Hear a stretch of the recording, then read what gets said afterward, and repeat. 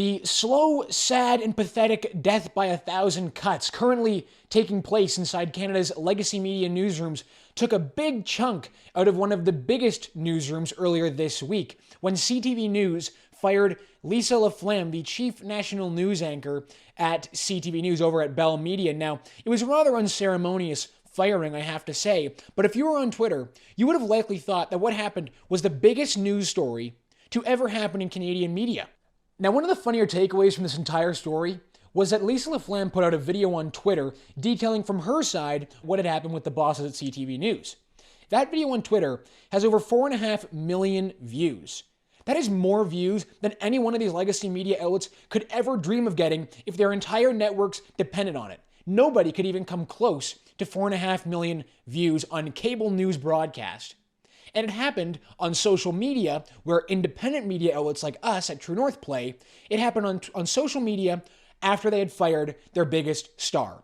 Let that sink in for a minute. They got more views on Twitter than they could ever dream of getting on TV, and it happened when they fired their biggest star. Look, you never want to make jokes about someone losing their job. It's really the worst thing that could happen, and that's not what I'm doing here. I'm just pointing out the fact that these legacy media outlets are dying a slow death. The business model that has propped up these corporate media outlets is crumbling. Half of these outlets are on the take from the Prime Minister. They've been bailed out by a big media slush fund. And the other half are begging for the Liberal government's attention. They're begging for them to realize how much good work they're doing to prop up this government. Not once did any of these corporate media journalists ever hold this government to account over COVID. Not once did any of these legacy media journalists tell you the truth about what was going on in Ottawa during the protest. But no, all of a sudden, because the biggest legacy media name in the game gets fired, we all have to pretend as though we support her. We all have to pretend as though we feel bad.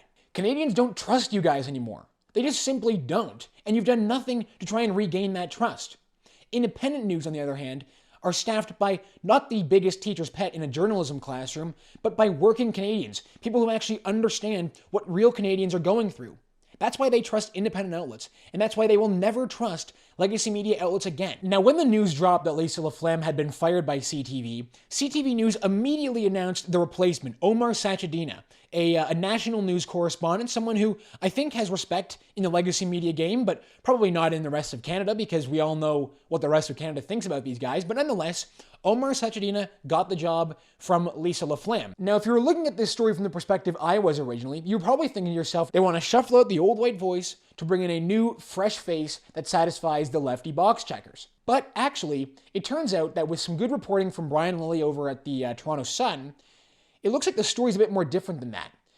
It seems as though Bell Media were struggling to pay the giant salary of their biggest star. That's because these legacy media outlets have a failing business model. They pay way too much money for journalists that nobody reads and nobody watches anymore. So sure enough, sooner or later, all of these businesses, all of these corporate media businesses are going to end up making the exact same moves. They're going to cut their biggest talent to try and bring in someone cheaper who can do the exact same job. It's not going to impact ratings. They're always going to go down, guys. It's not like you're all of a sudden going to turn the ship around. No Canadian is going to say, actually, I was waiting for this move. I'm going to pick up a cable box now and turn on CTV News primetime. That's not going to happen for you guys. Every single blue check lefty journalist in Canada decided to come out and bash Bell Media. They said this is a terrible decision. How could they get rid of their biggest star?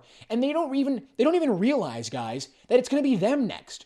Them on their inflated salaries who aren't producing good enough content to keep these ships alive. The cost cutting is going to continue. So they all came out and they all said Bell Media made a big mistake. They shouldn't have done this. And I wanted to highlight some of these ridiculous tweets.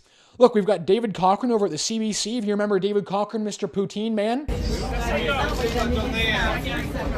for you, David. This is for you. No. Me? Hey, Liberal Party always supports the CBC. Well, he writes, my jaw's on the floor. Well, if I worked at the CBC and I knew that my company was getting over $1 billion every single year, my jaw would be on the floor too. That never happened at the CBC. And we have David Akin, who only had the very worst things to say about people who protested in Ottawa.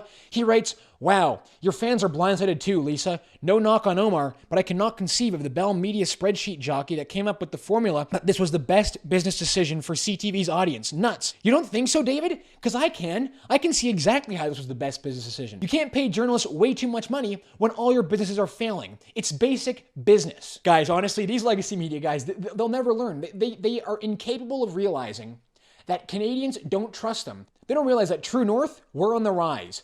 Them over at CBC, CTV, Global News, these big corporate cushy jobs, well, they're tanking. And I've talked to a bunch of Canadians about this. They absolutely love it. So enjoy it, guys, because one day it'll be you next.